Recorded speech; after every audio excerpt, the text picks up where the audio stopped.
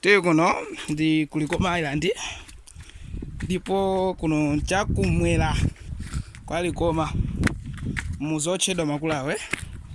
Apa tifuna tikuoneseni mwala umene umalira ngati belo.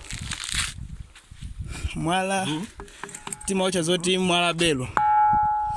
Umenewo ndi mwala belo, mwala olira ngati belo.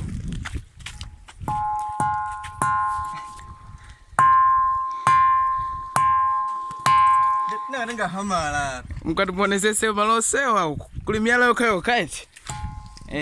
Koma nopa miyala yoseyi ndi mwala okhawo umatipasa chidwi kwambiri kuno kulikoma. Ndiwokata umenewo timaucha zoti mwala belu chifukwa umalira ngati belu. Indetu moti mkhozoona kusiyana kwa miyalako mmene akulizamo umozi kumaveka ngati belo pomwe inawo sukumalira iye.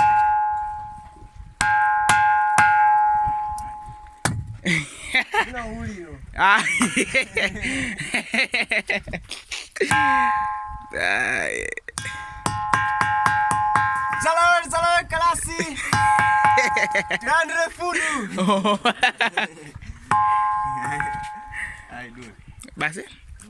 This is Likoma Island.